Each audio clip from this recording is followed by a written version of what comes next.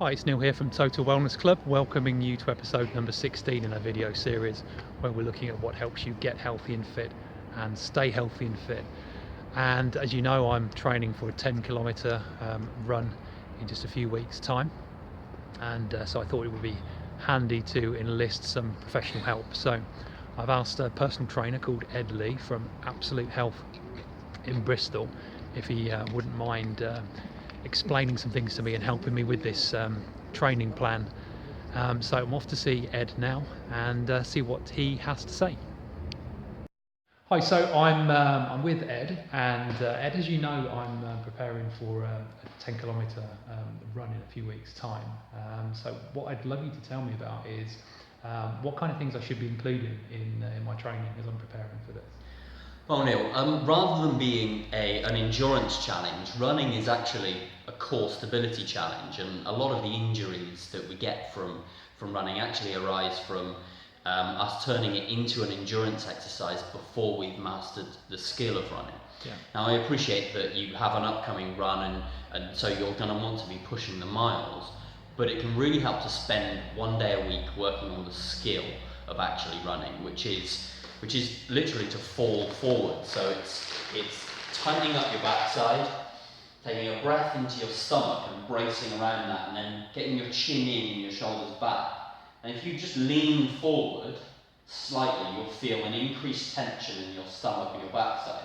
And then when you pull that leg up, that's when you start to fall forward, and that's what running should look like.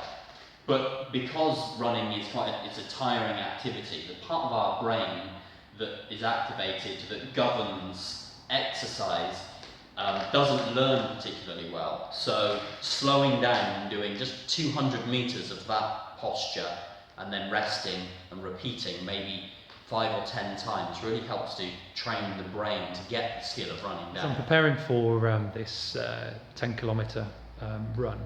Are there any exercises that you would recommend that I do to strengthen certain parts of my body, like my core or say my hamstrings or something like that? Well, Neil, that is a really difficult question to answer because there are a whole series of things that need to be in place in order for an exercise to work specifically for you. For example, core stability is a measure of whether your diaphragm's working properly, your pelvic floor is working properly. So I would always assess whether those things were working. But assuming everything is working correctly and you've got full mobility and stability, here are a couple of exercises that could really help you. Okay, so the first exercise is diagonal punching. Our stability and our speed is about our body's ability to transfer force from the floor. Humans can't create force, they can only transfer it. So the force coming from my foot needs to transfer up to this arm, but via my obliques. So my ability to create stability across here is basically my ability to run quickly and not get tired doing it. A couple of weights, around 5 kilograms. Take a breath into your stomach and brace around that, shoulders back and down, and then push your hips out and take this weight diagonally across your body. And then you want to get to a point where you can punch quickly, but without moving anything other than your arms.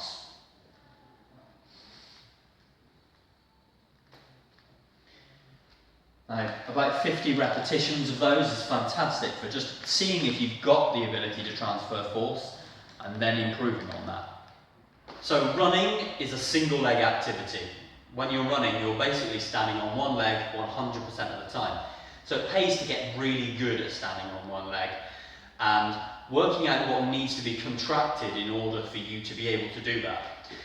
So take a deep breath into your stomach and then stand on one leg. Lift the leg up the front and extend. Side, extend.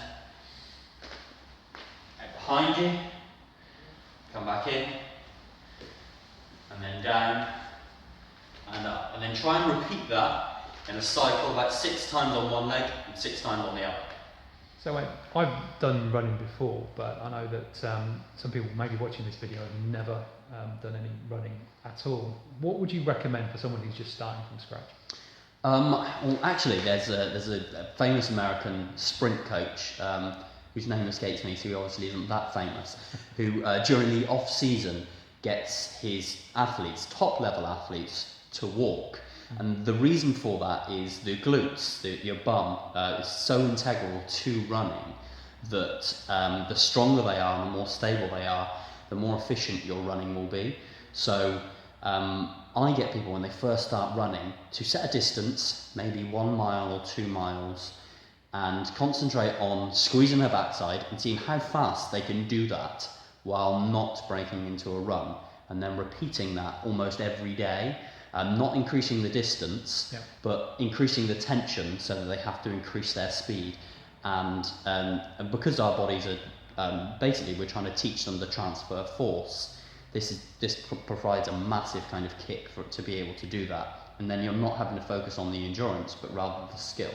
Yeah, perfect, thank you. So I really appreciate Ed's time from Absolute Health this morning, sharing with me his tips in my training for this 10k run. I have to be honest, what Ed shared with me this morning wasn't necessarily completely what I was expecting to hear, but I think that's the beauty of this video series that we're doing. When we put an expert in the hot seat, we maybe hear something that's new and something that's different that we can grow and learn from. The other thing is as well is that, you know, maybe we hear something sometimes that we do expect, that we do know, but maybe we're not applying it.